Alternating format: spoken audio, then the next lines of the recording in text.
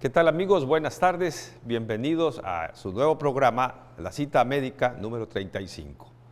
A través de nuestra TV UJAT, televisión de nuestra Universidad Juárez Autónoma de Tabasco, trascender en el conocimiento es nuestro propósito en este consultorio, en esta ocasión en su programa Cita Médica 35. Bienvenidos a un año nuevo, que en este año todos tengamos progreso, bienestar, seguridad, paz, y que tengamos una buena aventura durante todo el año. Muchas gracias a quienes, como siempre, nos siguen por el radio UJAT en el 107.3 de FM, Voz Universitaria. En el programa de hoy, primero que nada, damos bienvenida también a nuestro nuevo coordinador, el doctor Romero Tapia, que se hace cargo de la coordinación de la carrera de médico cirujano de nuestra División Académica de Ciencias de la Salud. Bienvenidos. Conoceremos hoy y trataremos de las manifestaciones, la transmisión y la terrible enfermedad de Chagas que puede causarnos la muerte. Todo esto transmitido y ocasionado por un parásito y un vector. Es común en toda América Latina, pero en los Estados Unidos inclusive se ha diseminado al grado que es un problema de la Organización Mundial de la Salud.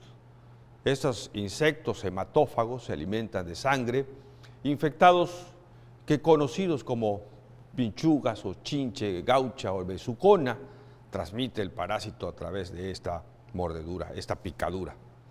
Cuando un insecto lo pica, generalmente en el rostro, deja excrementos infectados. La infección puede producir, al frotarse los ojos o la nariz o la herida de la picadura, como si fuera una cortadura. La enfermedad también puede diseminarse a través de los alimentos contaminados, una transfusión de sangre, un órgano donado o de madre a hijo durante el embarazo. Lo que usted puede sentir, fiebre, síntomas gripales, erupción cutánea, párpado inflamado, granuloso, estos síntomas tempranos suelen desaparecer espontáneamente. Sin embargo, si no se trata, la infección queda en su cuerpo. Más adelante puede causar problemas intestinales y cardíacos, serios, insuficiencia cardíaca, cardiomiopatía dilatada. Para conocer más sobre esta enfermedad de Chagas nos acompaña hoy el doctor Baldomero Sánchez Barragán, epidemiólogo reconocido en nuestro estado, profesor universitario, que seguramente dará una conferencia sobre este tema.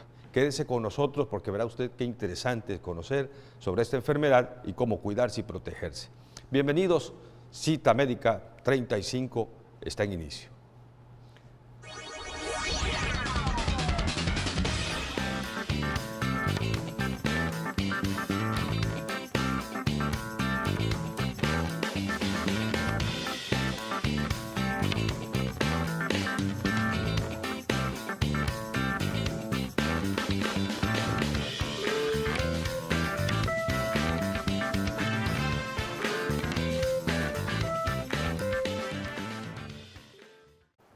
Año nuevo, 2019, ya está en pleno desarrollo. Nombre nuevo, nuestro programa, como ya dijo el doctor Alberto Abdo, cambió, ahora se llama Consultorio 35, las razones no tienen importancia. Cita 35. El invitado no cambió. El doctor Baldomero Sánchez Barragán es un colaborador nuestro desde hace bastante tiempo, nos ha instruido en diferentes entidades patológicas y hoy va a ser la enfermedad de Chagas sobre la que vamos a versar. Y en primer lugar yo quisiera preguntar al doctor Baldomero, ¿por qué Chagas? Muy bien, pues muchas gracias por la invitación. ¿Y por qué Chagas? Chagas era un médico dedicado al estudio del paludismo, un médico pues sencillo, regular, como todos, pero estaba dedicado él al paludismo.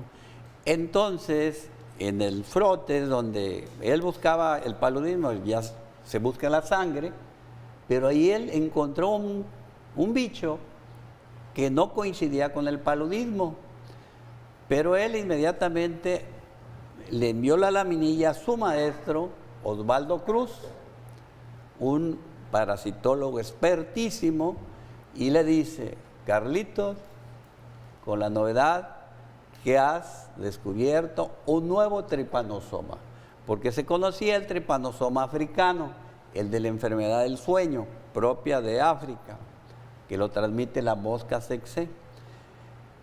Pero este tripanosoma, que se llama Trypanosomiasis americana, porque es propia de América, entonces le dice su maestro Osvaldo, le dice, bueno, Carlos, ¿qué nombre le vas a poner? Porque está estipulado que el que descubre un bicho, una enfermedad, él puede asignarle un nombre, o también un nombre científico.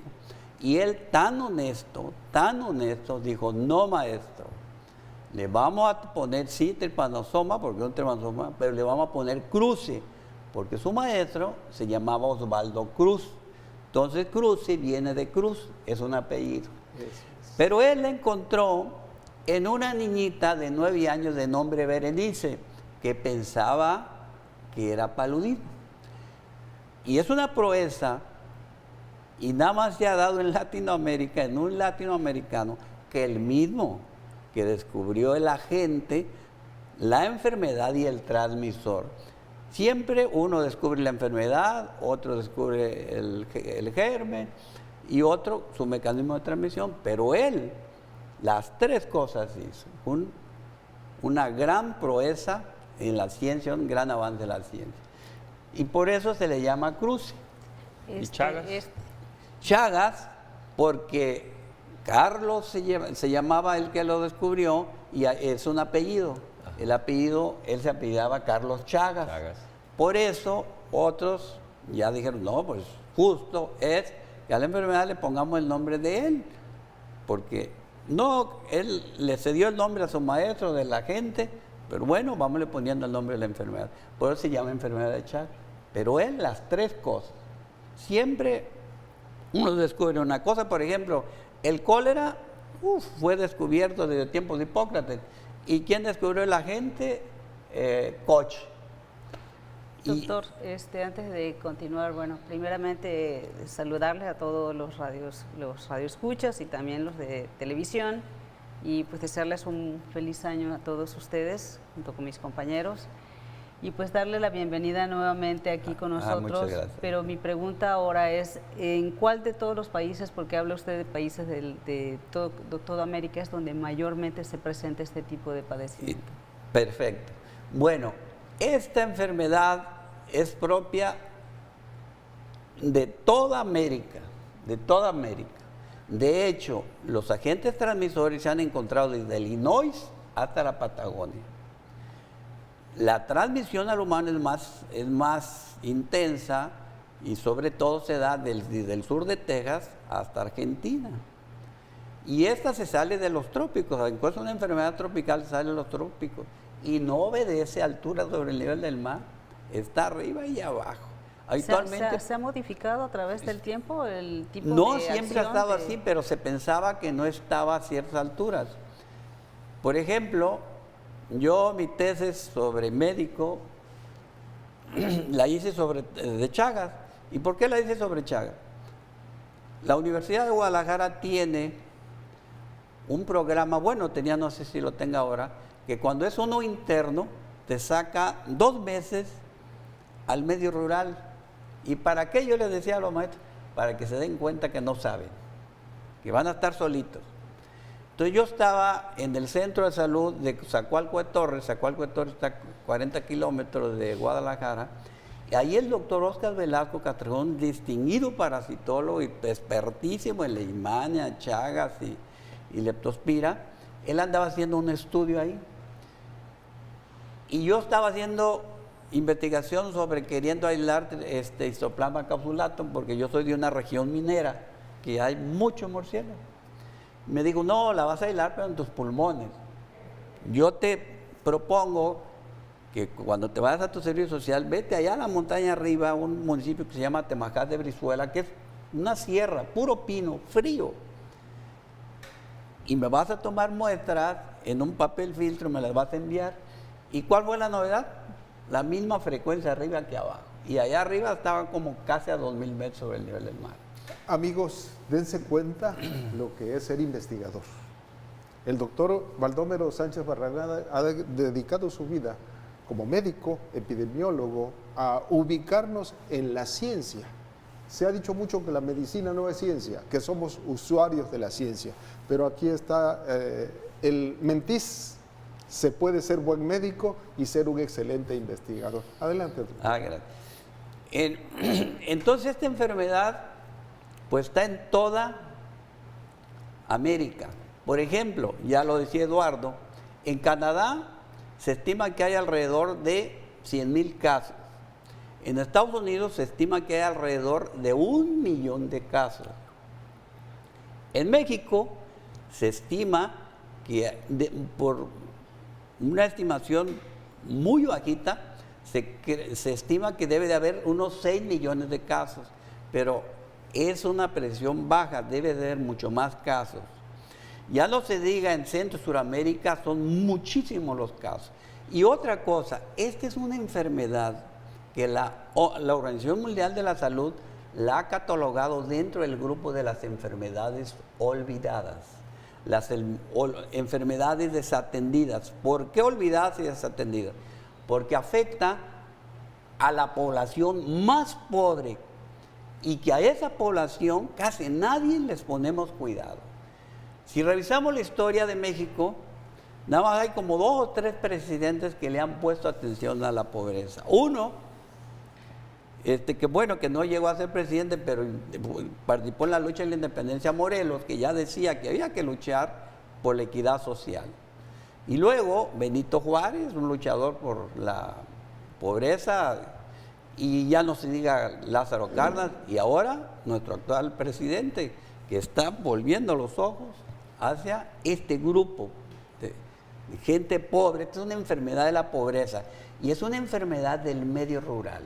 ¿Qué nos platicas del vector? Decías que es hematófago. ¿Qué significa eso? Bien. Tenemos en México 4 géneros de vectores que son hematófagos porque se alimentan de sangre. 4 géneros. Un género que se llama Triatoma, otro género que se llama Rhomnius, otro género que se llama Pastróngelos y otro género que se me escapa ahorita el nombre. Vamos a hacer una pausa para que así vayamos enumerando estos vectores, que son aquellos insectos que pueden transmitir esas enfermedades. Regrese con nosotros, tiene usted la cita aquí en la cita número 35.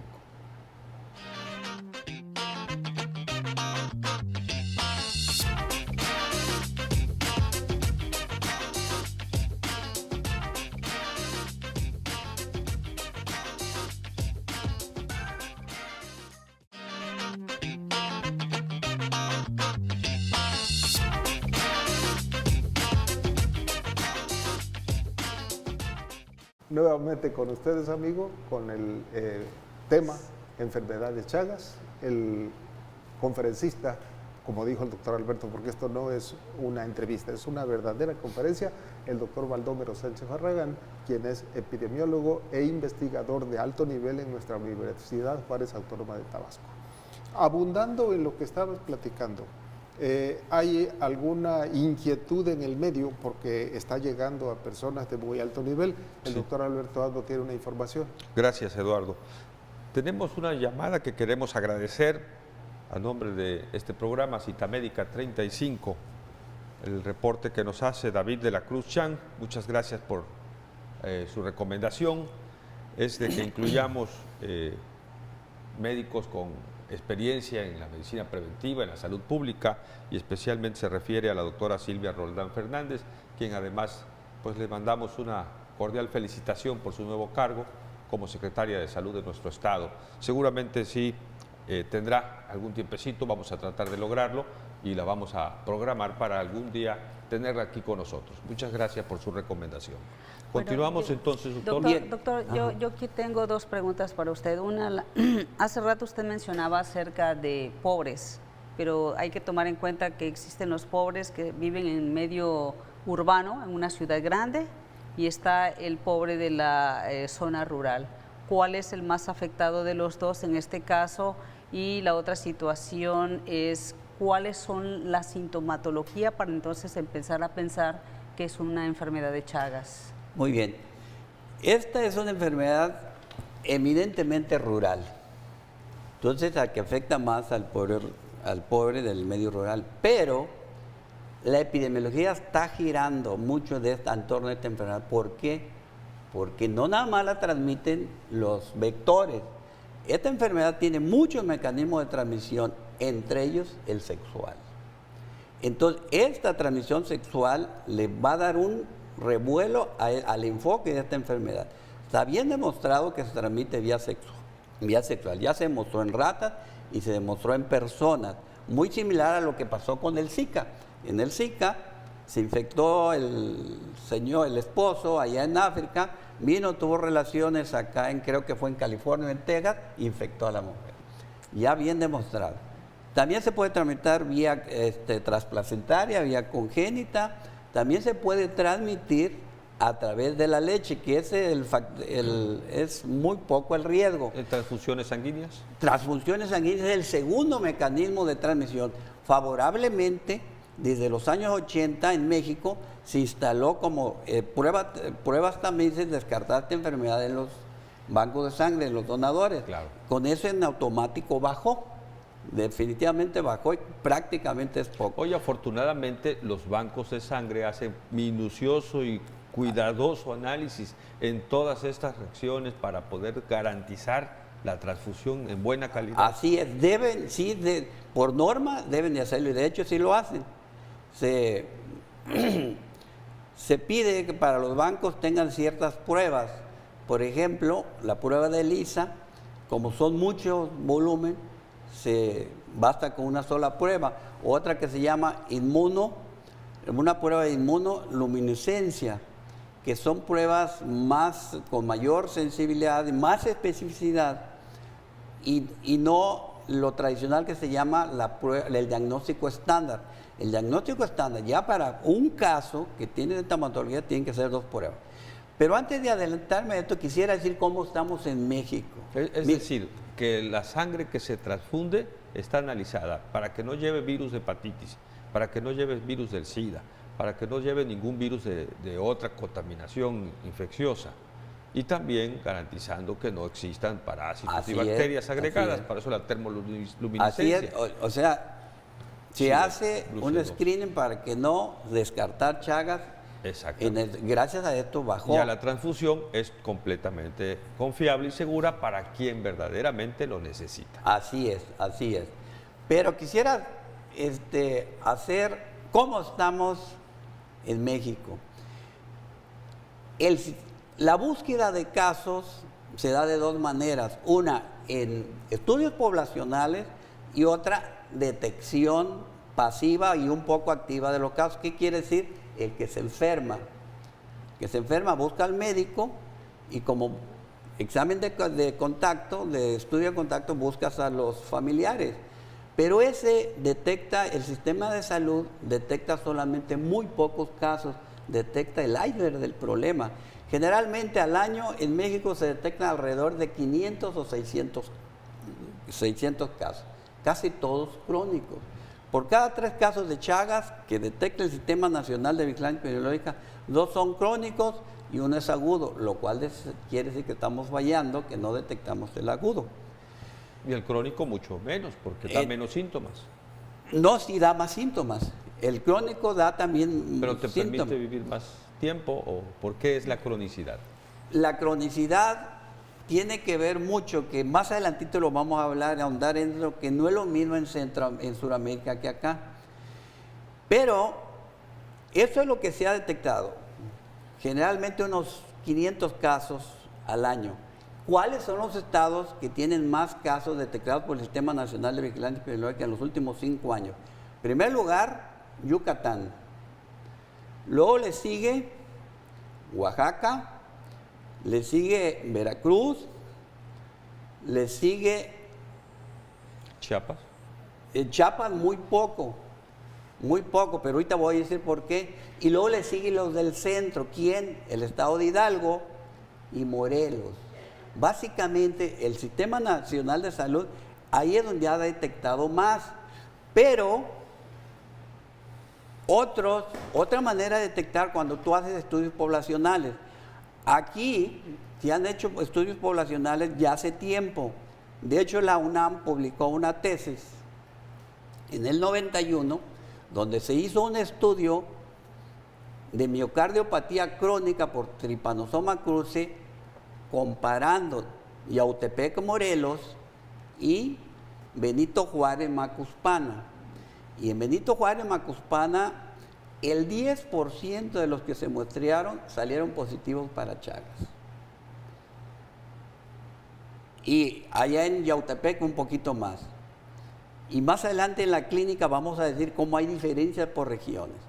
También se hizo otro estudio poblacional aquí en Tabasco, también en los años 90, producto de una tesis de una química de la Universidad Veracruzana. Se hizo en Carlos Green, tercera sección de Comalcalco. Ahí se muestreó la población y se muestrearon los perros. Alrededor del 11% o 12% de la gente salió positiva para Chagas y el 25% de los perros positivos. Porque esta enfermedad tiene muchos reservorios. Puede ser reservorio cualquier mamífero de sangre caliente, incluyendo el murciélago. Pero el perro se le ha considerado como el difusor, el amplificador de la enfermedad. De tal suerte que en algunos países se le toma al perro como centinela. ¿Qué es centinela? Como policía. ¿Qué quiere decir? Que si tú llegas a una comunidad y en lugar de estar muestreando a la población, muestras a unos perros y salen positivos, con toda seguridad que allí va a haber Chagas. Porque el primero que se infecta es el perro y ya de ahí lo reparte a toda la familia. Ahora, me llama la atención por qué Chiapas es uno de los estados que menos Chagas tiene, cuando es un estado que es pobre. Un ambiente también un ambiente, contaminante, mucha gente vive en zona muchos rural. Desperdicios, lodos, claro, aguas, claro. Pero ya lo decíamos en la otra entrevista que me hicieron, que la frecuencia... Desperdicios de estructuras petroleras y cosas que la frecuencia de la enfermedad está en función de la existencia real de la enfermedad y de la búsqueda intencionada. Yucatán, recuerden que hay un centro, Hideyo Noguchi, que es un centro de investigación de enfermedades regionales. Entonces ellos hacen mucho estudio, por eso se detecta. Ellos lo detectan. Chiapas falla mucho la vigilancia epidemiológica y no se detecta. Eso. O sea que No sí se- debe de haber pero casos, si se pero no hay la muestrea, detección. no, en los estudios que se han hecho ha salido a algunas poblaciones hasta más del 30% de las poblaciones rurales, ya no se diga Oaxaca. En Oaxaca el doctor Velasco hizo un estudio, está publicado en la revista de cardiología, Cardiomiopatía dilatada por Chagas. lo hizo en una población precisamente para estimar cuánto tiempo pasa la enfermedad de cuando te infectas que desarrolla la cronicidad, porque esta enfermedad tiene 3 fases.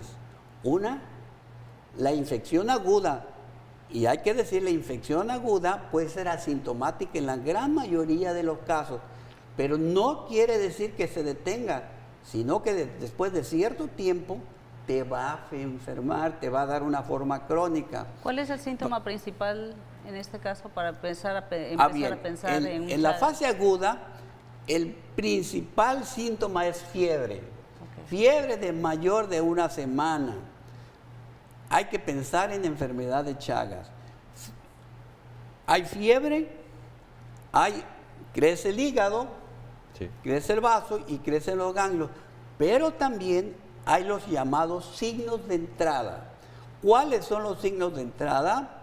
Uno, lo que se llama chagoma inoculación, que es por donde entró el parásito, y hay que decir que esta chinche, que estos vectores, no lo transmite por la saliva, sino por el excremento de la chinche.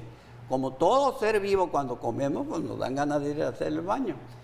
Come, se zurra, entonces uno se rasca cuando está dormido y por ahí se introduce el Se trepanosoma. Generalmente por donde picó, pero puede entrar por cualquier abertura, ¿Qué erosión de la características piel. tiene esa chinche? ¿Cómo Bueno. podría identificarla a la población? Sí. Ya les decía que hay 4 géneros de importancia epidemiológica en México. Y de estos 4, el principal es el género Triatoma. Y dentro del género Triatoma tenemos muchísimas especies, más de 22 especies. Especialmente acá en el sureste, la que más predomina es el Triatoma dimidiata. Para la zona del Pacífico y allá por mi tierra, por Jalisco, allá las zonas frías, predomina el Triatoma barberi, que es uno más chiquito. Pero también hay el Triatoma filosoma, Triatoma mazote, hay una infinidad. Tiene una punta que no es muy prolongada y que al momento de la picadura deja como un enrojecimiento en el sitio, sí, y por eso le llaman besucona. Sí. Vamos a hacer una pausa, amigo. En este momento estamos abordando el Trypanosoma cruzi como producto de la enfermedad de Chagas. Quédese con nosotros y conozca más de esta enfermedad que es muy necesaria prevenirse. Hacemos una pausa.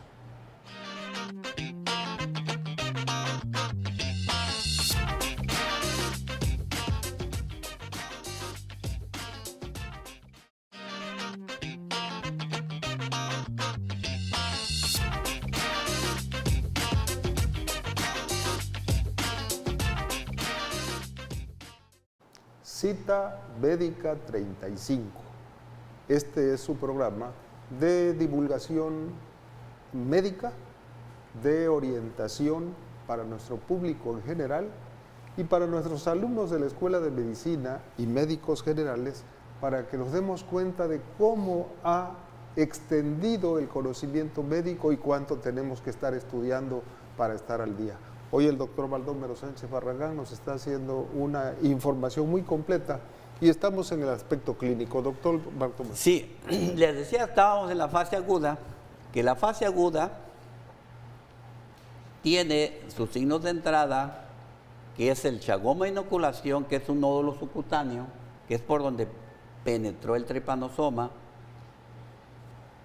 y que dependiendo de la región donde te pique la chinche, se puede formar ese chagoma inoculación. Nos hacías la plática de que el parásito, o más bien el vector, evacúa en el momento en que chupa la sangre y que allí está el parásito. Así es. Este no lo transmite por la saliva. Hay otro tripanosoma que sí lo hay acá debe de haber aquí por el sur de México, se ha demostrado en Guatemala, que es el rangiele, que lo transmiten también estos triatomas.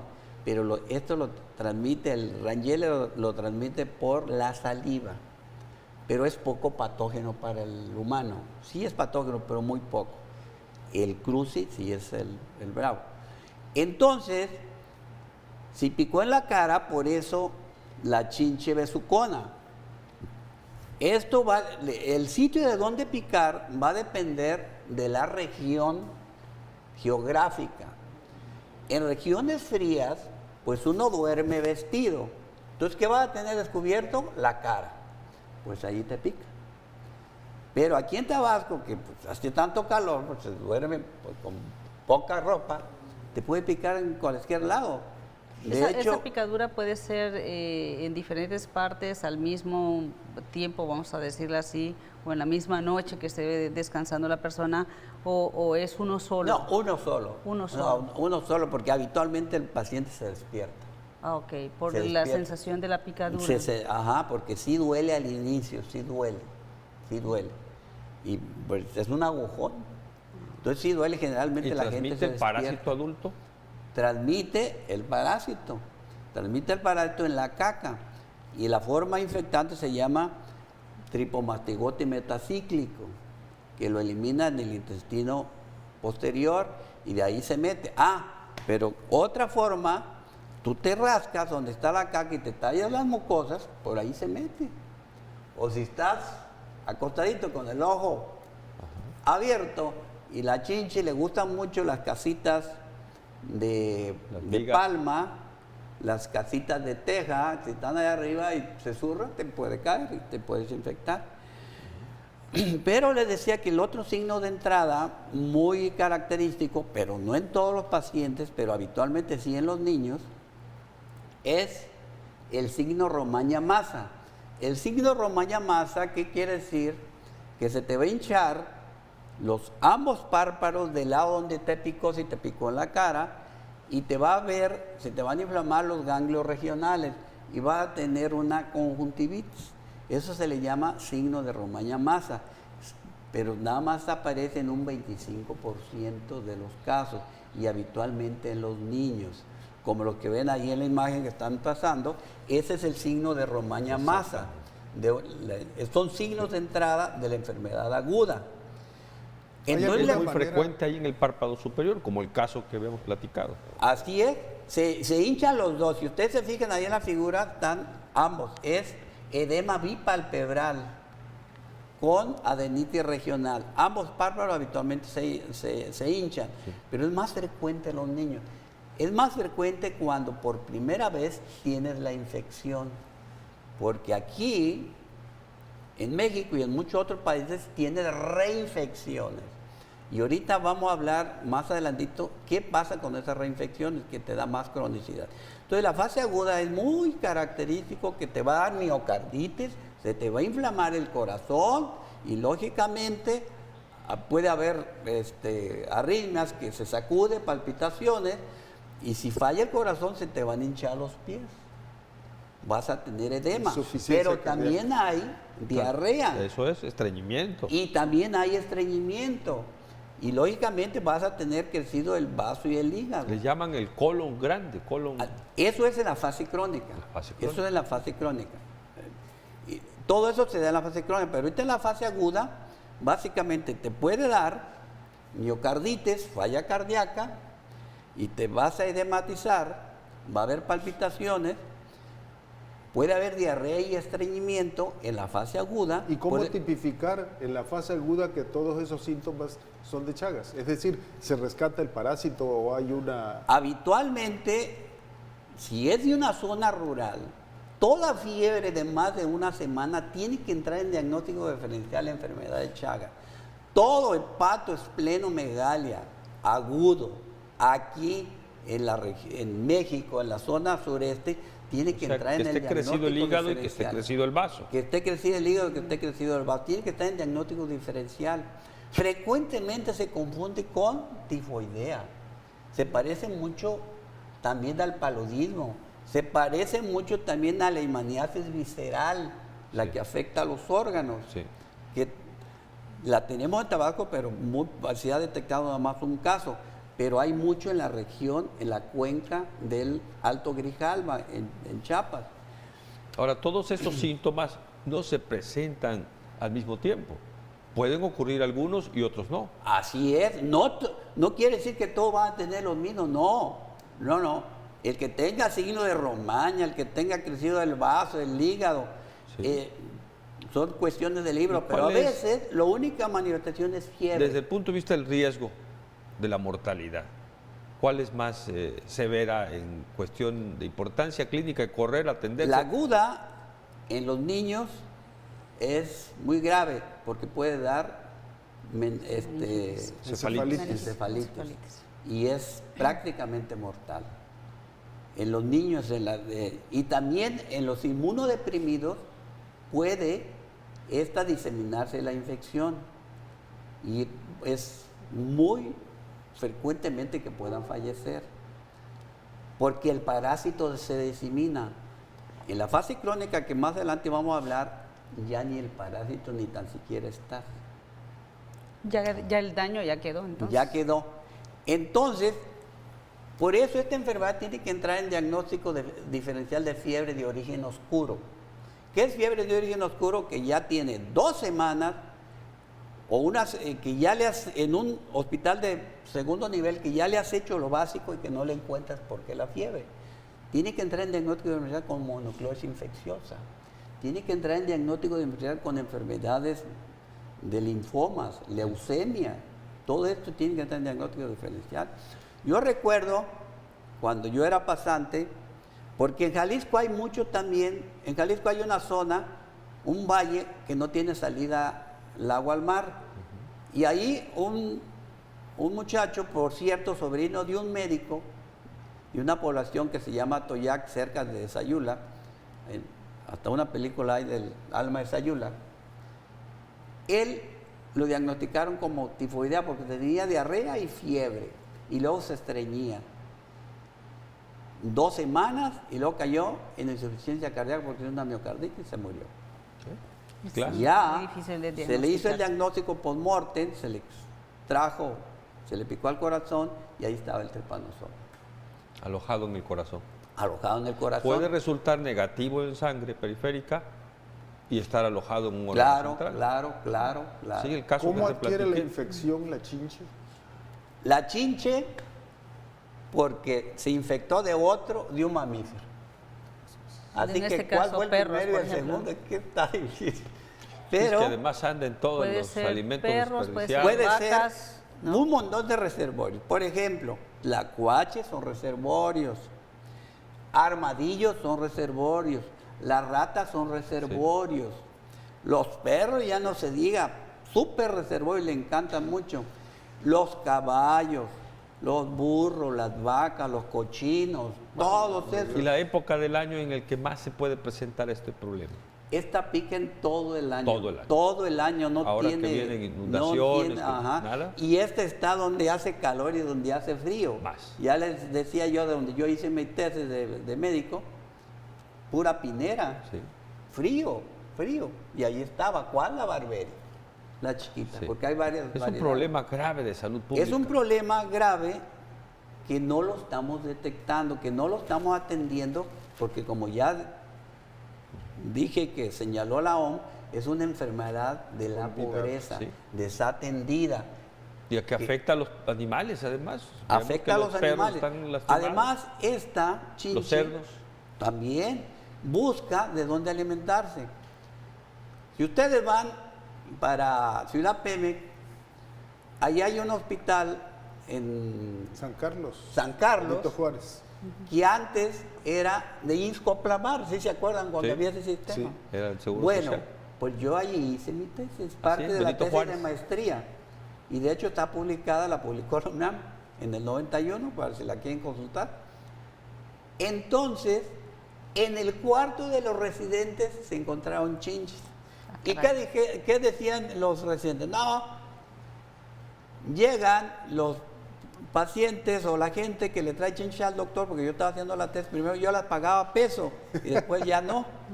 Dice, y como no encuentran al doctor, sueltan la chinche en el hospital. No, al lado hay un corral, hay ganado.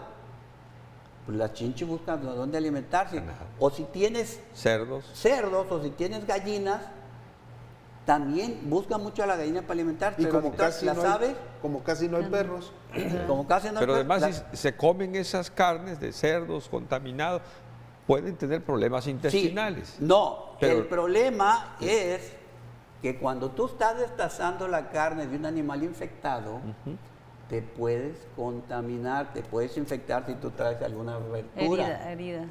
Una Esto herida. es frecuente, por ejemplo, en el campesino que se come el armadillo, pues no. O una vaca, y si está infectada y no tiene el cuidado, se te puede transmitir por tocar la carne infectada. Si tú traes una abertura, también se te puede Es pasar. a través de la vía sanguínea. Claro, así. Puede. Eso. Vamos a hacer una pausa entonces. Amigos, vean qué interesante es conocer esta enfermedad que está entre nosotros, entre la pobreza, ¿Cuántos y como sectores? México ya es un país de pobres, pues obviamente esto está detonándose en forma muy importante. utilízalo. Continúe con nosotros después de esta pausa, está en Cita Médica 35.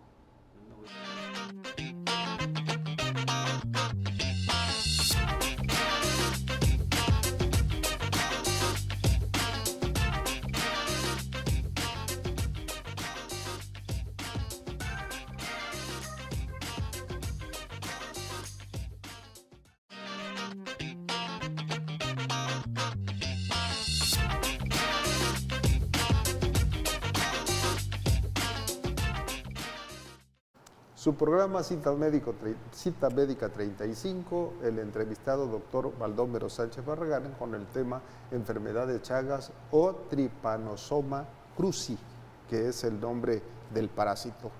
Hemos platicado mucho ya de los mecanismos de transmisión, pero hay uno especialmente que nos ha llamado la atención aquí en pequeña charla, y es cómo puede llegar a ser de transmisión sexual. ¿En qué forma el parásito va a afectar? Muy bien. Bueno, esto se ha demostrado porque en el semen se han encontrado altas cantidades de trypanosoma y también en los líquidos vaginales. Entonces, ¿cómo es la transmisión sexual? Vamos a suponer, hay una persona que viene del medio rural, lo infectó de manera natural a chinche, el teratoma, lo trae, que puede ser sintomático o asintomático, puedes traer el trypanosoma y no darte cuenta, tienes relaciones sexuales con la persona, le puedes transmitir el trypanosoma cruzi. Sí. Por lo tanto, lógicamente, pues debes usar el preservativo. Sí. Y bueno, insistir, no es que yo sea santurrón, pero yo creo que... Y sobre todo la persona ya enferma. La fidelidad es, yo creo enferma, que es lo que... Ya con una paciente enferma, sí, en la fase aguda, con hepatomegalia, crecimiento hepático, que ya está circulando el parásito. ¿Y tú crees que va a tener ganas de tener sexo? Bueno. No, pero hay una pierde, cosa, ¿no? el problema es que cuando es asintomático y viene de la zona rural y sí, desconoce completamente sí, que está teniendo ese problema. También. Entonces ahí es donde Sí. está el... Estamos en el último párrafo de nuestro programa. Nos falta diagnóstico diferencial entre la aguda y la crónica, Ajá, el tratamiento y sobre todo la muy prevención. bien. Pero ¿cuál es el método exacto para saber que está teniendo un problema de trypanosoma? Bueno, nada más rapidito, lógicamente en la aguda no vas a tener sexo, qué ganas te van a dar, pero en la indeterminada o en la crónica, que no sea muy severa, sí puedes tener sexo. ¿Cuál es la otra fase de esta enfermedad indeterminada? Te metes el parásito, te infectas y puedes tener sintomatología o no, unos 4 meses y luego se te quita y te queda, está dormida.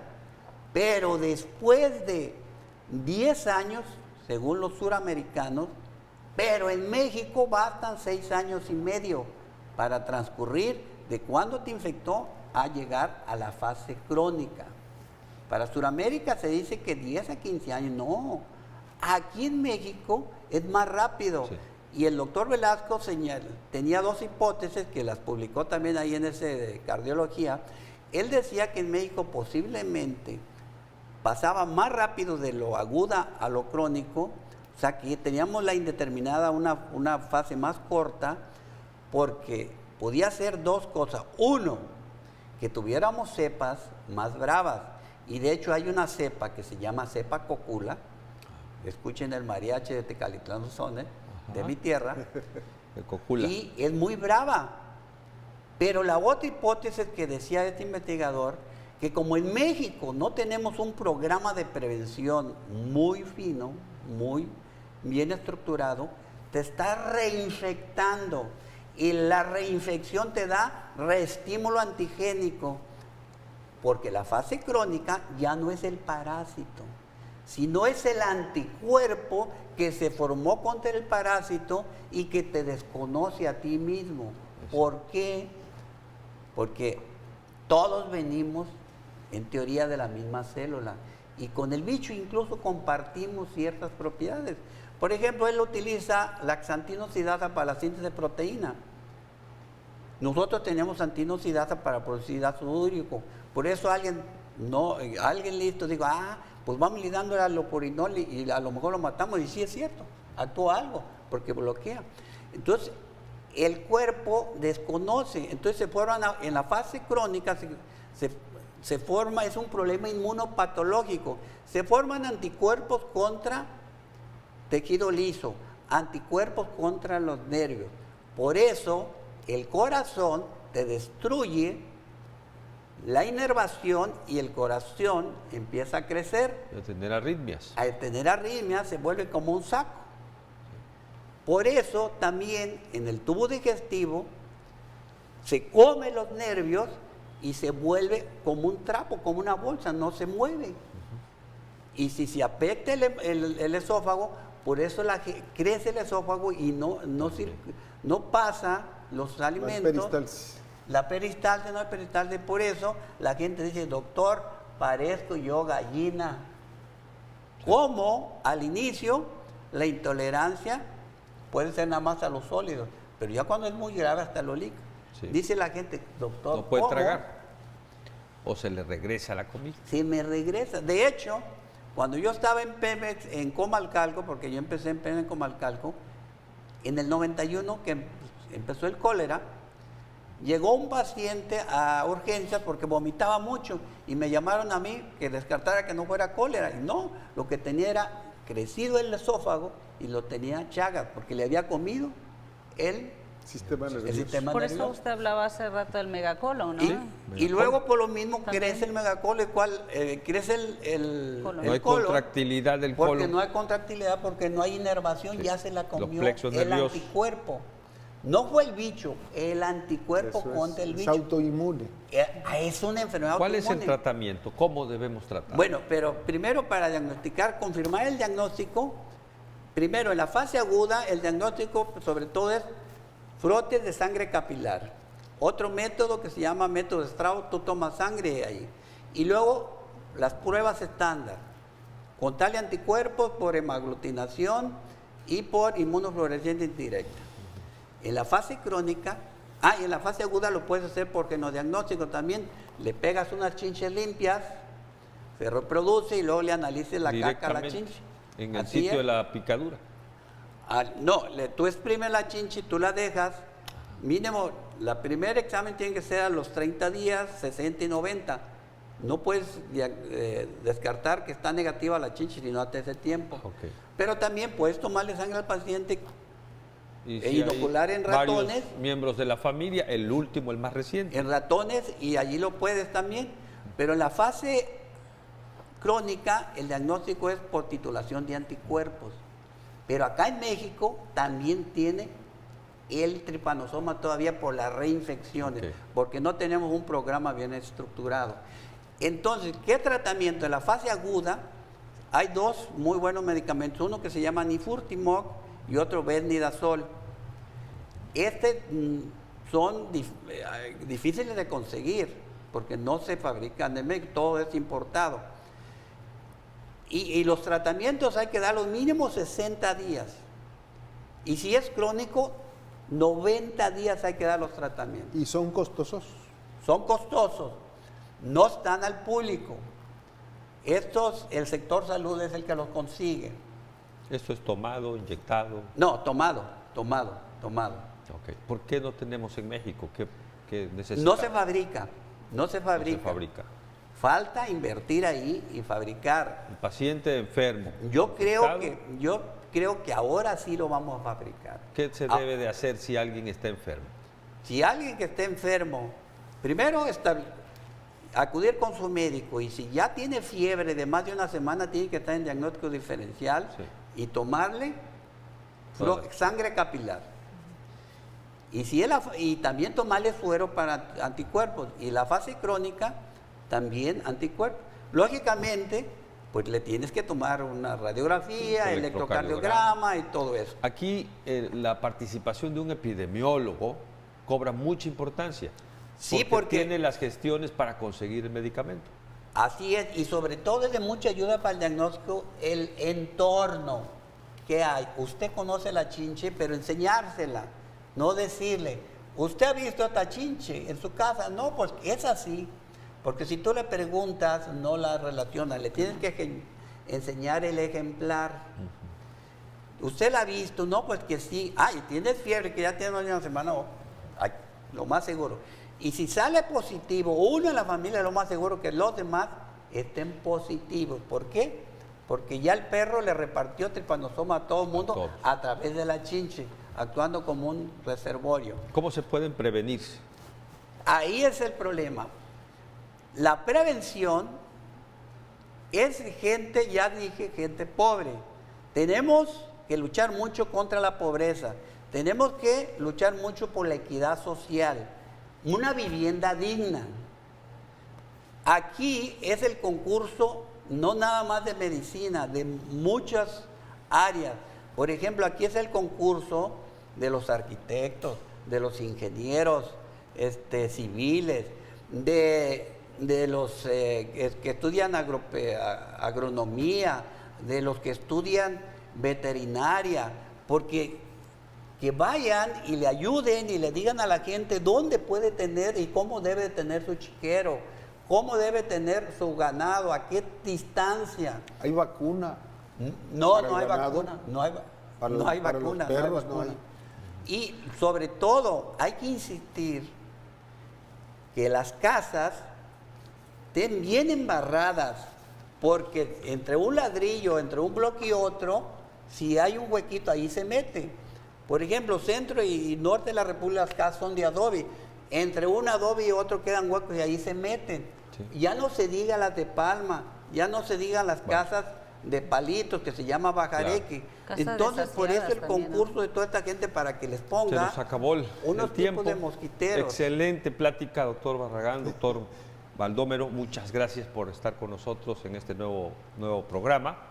El doctor Eduardo López, Pues invitarlos a que no nos dejen de ver cada viernes. doctora Leti Guerrero. Pues mucho gusto estar nuevamente con ustedes y con este inicio de año que Muy sea bien. bendición para todos. Muchas gracias, doctor Baldomero. Gracias, Higienización, higiene, actitud higiénica en nuestra comunidad, en nuestra casa, en nuestra familia.